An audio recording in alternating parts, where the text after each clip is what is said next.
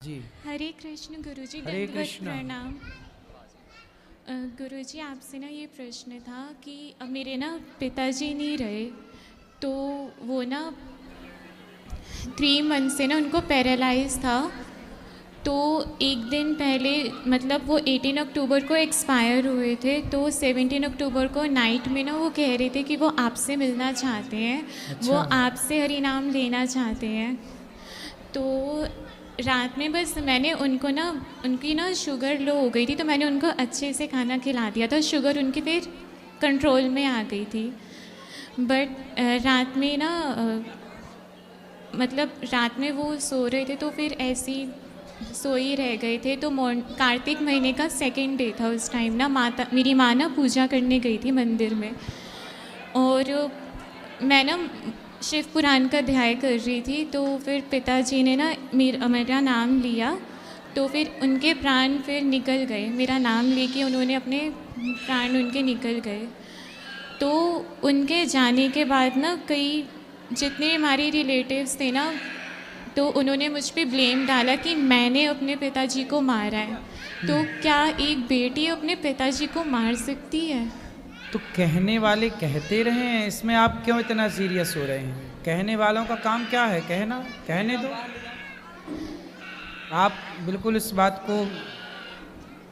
बात से परेशान ना होइए।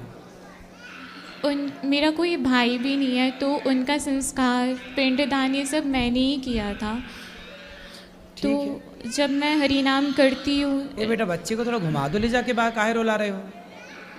जाओ घुमा के आओ उसको, जाओ दिल्ली बम्बई दिखाओ।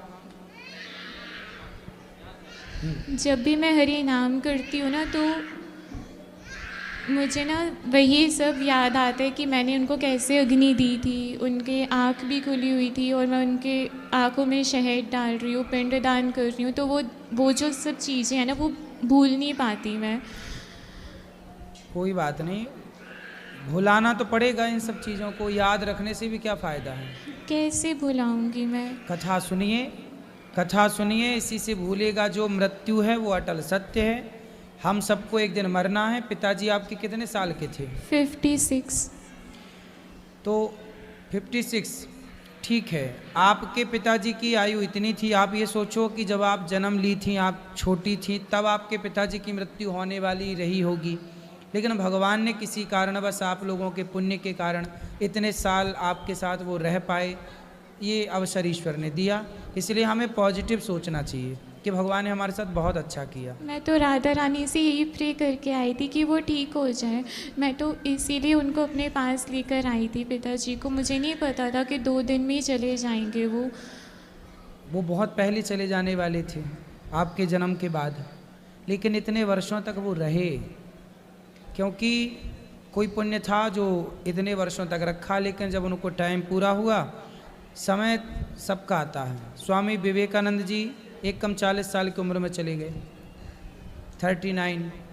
स्वामी आद्य शंकराचार्य जी 29।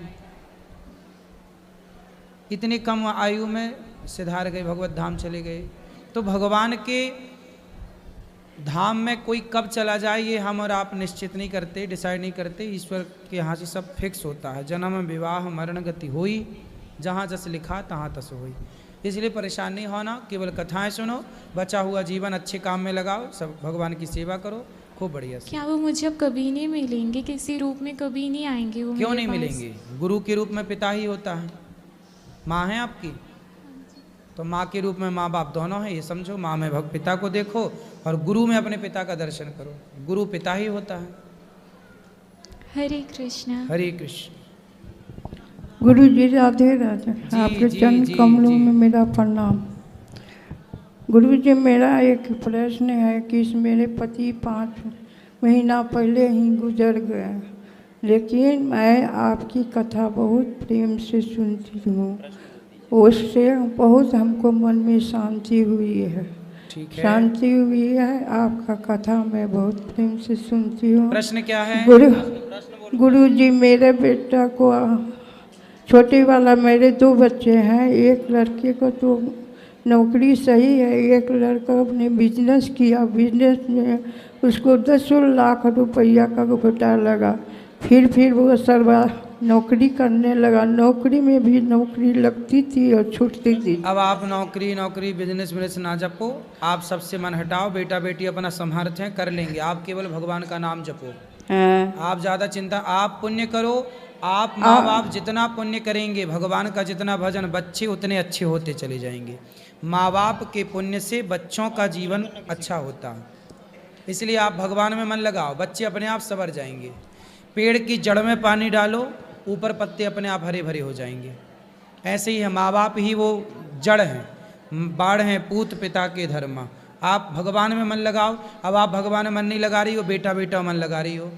मन भगवान में लगाओगी, बेटा अपने आप तरक्की कर जाएगा। ये मेरा पोता है गुरुजी, ये पोता पढ़ता लिखता नहीं है। आप जरा इसको समझा दीजिए। ठीक है, समझाते। खड़े हो जा पोता। राधे राधे गुरुजी। क्या नाम है आपका? अभिषेक। पढ़ते नहीं हो? पढ़ता हूँ। लिखते नहीं हो? लिखता हूँ। दादी तो कह रही है पढ़ता लिखता कुछ नहीं है। पढ़ लेते हो? हाँ। अच्छा, लिख लेते हो? हाँ। हैं? बहुत खराब नंबर लाता है। कितने खराब नंबर? बस पासिंग मार्क्स आ जाते हैं। पास पर नंबर लाता है। पास कितने में हो जाते हो? 56 तक आ जाता है। हाँ, 33 में पास होते हैं, 33 में। हाँ, 33 से पास होते हैं। तो आप 56 कह रहे हो? हाँ, तो उतने आ जाते हैं। आ जाते हैं। और कितने की इच्छा है? और आगे तो इच्छा होती है ना। तो उसके लिए पढ़ो मन लगा के। जी। कौन सी कक्षा में हो? 10वीं में। तो अभी पास हो गए, इस बार रिजल्ट आ गया? नहीं, अभी 9वीं में था, 10वीं में अच्छा, आप गए तो अच्छा पढ़ना बेटा, पढ़ाई लिखाई अच्छे से करो। मोबाइल तो नहीं चलाते? चलाते हैं। अब मोबाइल कम चलाना, पढ़ाई करो। पढ़ाई करोगे तो अच्छा कर पाओगे। इसको आशीर्वाद दे दीजिए गुरुजी, आशीर्वाद। आशीर्वाद तो है, पढ़ाई करनी ही पड़ती है ना बेटा। चलो, अच्छा। और किसका है, यहाँ ले आओ। राधे राधे गुरुजी। जी, मेरा सवाल ये है कि कभी कभी ऐसा होता है कि मतलब हमारे माँ बाप वैसे तो हमें संस्कार अच्छा देते हैं और हमें अच्छी शिक्षा ही देते हैं, लेकिन कभी कभी होता है कि हमारे आपस में इतने वैचारिक मतभेद हो जाते हैं। उनके टाइम पे कुछ और होता था, हमारे टाइम पे कुछ और होता था। तो मतलब क्या होता है कि जैसे वो सोचते हैं कि हमारा बच्चा हमारी बात माने, हमारी ही समझे, तो और जबकि हमको पता होता है कि हम जो बोल रहे हैं वो गलत नहीं है या उससे किसी को अहित नहीं है, तो क्या तब जो वो कह रहे हैं तो सारी बात उनकी मानना ही चाहिए? एक उदाहरण देके हमें समझाओ कि आप क्या चाहती हैं और आपके माँ बाप क्या चाहते हैं। उदाहरण जैसे जैसे मैंने कोई बात कही कि जैसे पुरानी कोई सोच है या पुरानी कोई प्रथा है। क्या? नहीं, शादी को लेके तो नहीं गुरुजी, ऐसी कोई प्रथा है कि उनको ऐसा लगता है कि हम ऐसे चले आए हैं, हमारे पूर्वज ऐसे चले आए हैं, तो हमारे घर का जैसे संस्कार यही है, रीति रिवाज यही है, तो हम उसको फॉलो करेंगे। जबकि उनको लगता है वो अपनी जगह ठीक है और हमें लगता है कि हम थोड़े एजुकेटेड हुए हैं, उस चीज़ को नए तरीके से बदल सकते हैं, नया कुछ कर सकते हैं। तो उनको लगता है, जैसे कभी कभी उनको लगता है कि एक लड़की होना बहुत लिमिटेड होना रहता है, कि आप लड़की हैं, आपको एक तरीके में रहना चाहिए, आप लिमिटेड ही रहिए। और हमें लगता है कि नहीं, हम एक लड़की हैं तो हम कर सकते हैं, क्यों नहीं कर सकते हैं, हर चीज़ें कर सकते हैं। तो उनकी ये सोच रही है कि मतलब हम जो है लड़कियों को इतने ही दायरे में रखेंगे, इतना ही ऐसे ही चलेगा जैसा चलेगा। आपको कितने दायरे में जाना है और कितने आगे?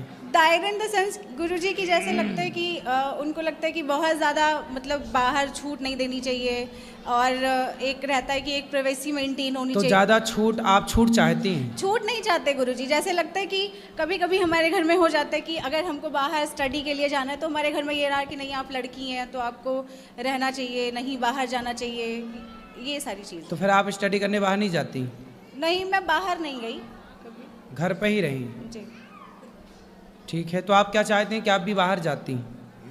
बाहर जाती मतलब मेरे हिसाब से क्या लगता है कि मुझे ऐसा लगता है कि हमारे उनके बीच में बड़े वैचारिक मतभेद हो जाते हैं, तो क्या मतलब ये चीज़ सही है कि हम हर टाइम उनकी बात मानें? बता रहे हैं, ऐसा है, देखो जैसे आपने कहा कि ज़माना बदल गया, हम मॉडर्न हैं, आज का ज़माना युग मॉडर्न युग है जी। लेकिन देखो पुराने ज़माने में ना, पुराने ज़माने की जो दादियाँ होती थीं, पुराने ज़माने की जो महिलाएं होती थीं, वो गाय का गोबर उठाती थीं।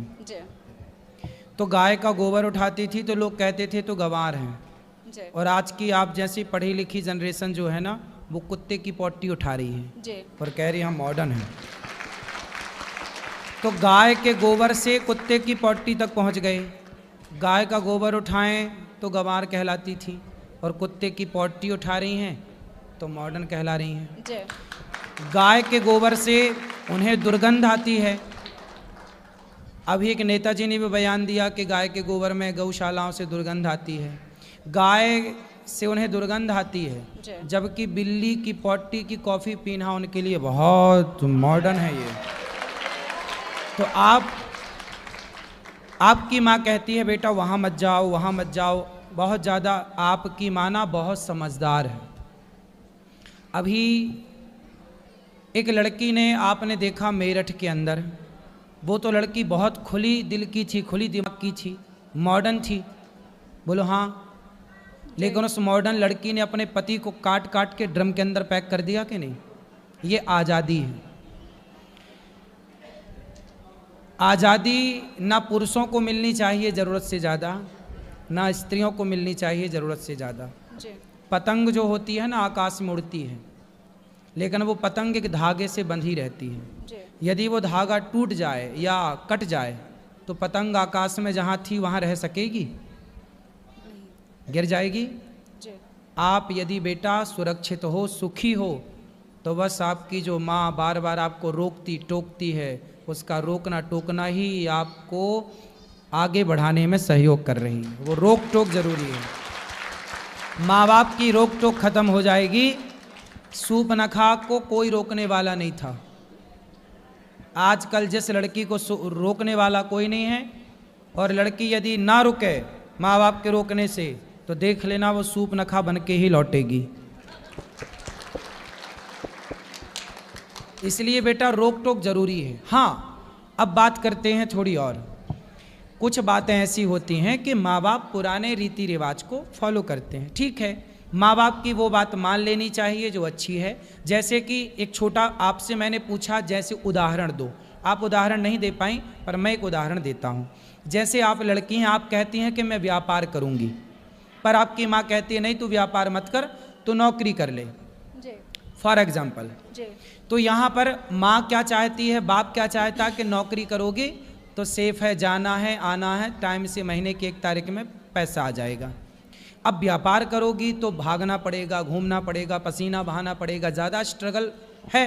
जी तो माँ बाप क्या चाहते हैं अपने बच्चों को मेरा बेटा नौकरी करे, लेकिन जब बच्चा कहता कि नहीं मैं नौकरी नहीं करूँगा, मैं बिजनेस करूँगा, तो माँ बाप बिजनेस की परिभाषा नहीं समझ पाते, जी वो नौकरी की परिभाषा जल्दी से जान जाते हैं।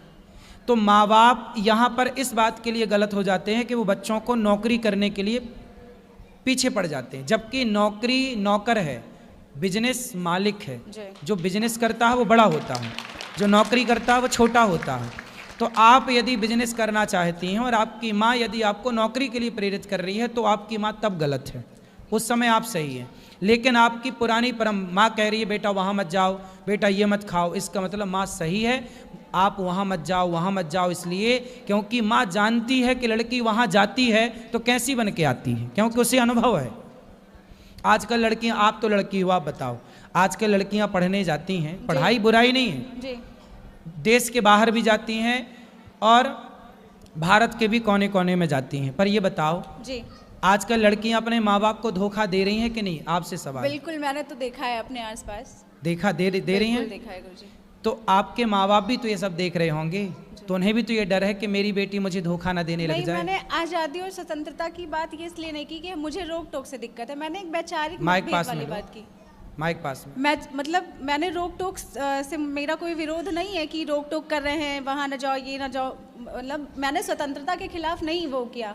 एक वैचारिक मतभेद रहता है कि जैसे एक ही तराजू में सबको तौलना भी तो नहीं सही है गुरुजी। ठीक है, एक तराजू में सबको नहीं तौलना चाहिए, बात ठीक है। सारी लड़कियां एक सी नहीं है, सारे लड़के एक सी नहीं है, ठीक है। कभी कभी हमारे पेरेंट्स क्या होते हैं कि हमें लगता है, वो भी हैं पेरेंट्स, हम मानते हैं, कभी कभी लगता है कि उन्हीं से गलत हो जाता है, तो क्या हमें कभी विरोध नहीं करना चाहिए? बिल्कुल, कई बार बच्चे सही करते हैं, सही बोलते हैं, और वो अपने इस एटीट्यूड से नहीं मानते कि मैं तो बाप हूँ तुम्हारा, मैं तो बड़ा हूँ, मैं तो बड़ी हूँ, तुम थोड़ी मुझे उपदेश करोगी, जबकि बच्ची या बेटा सही भी होता है। तो दोनों पक्ष हैं। कई जगह माँ बाप गलत होते हैं, कई जगह बच्चे गलत होते हैं। तो मेरा सीधा सा क्वेश्चन यही था कि क्या जब कभी हमारे माँ बाप किसी भी एंगल में हमें लगे गलत है, हमको उन्होंने संस्कार दिया, सब कुछ दिया, समझ है, हम आज के टाइम के हैं, हमने देखा है, मतलब एक गलत माहौल भी देखा है, एक सही भी देखा है, तो हमें ये लगता है कि जब हमें लगता है कि माँ बाप कहीं कुछ गलत कर रहे हैं तो क्या हमें भी उसका विरोध करना चाहिए? बिल्कुल, माँ बाप को बोलना चाहिए कि ये गलत है।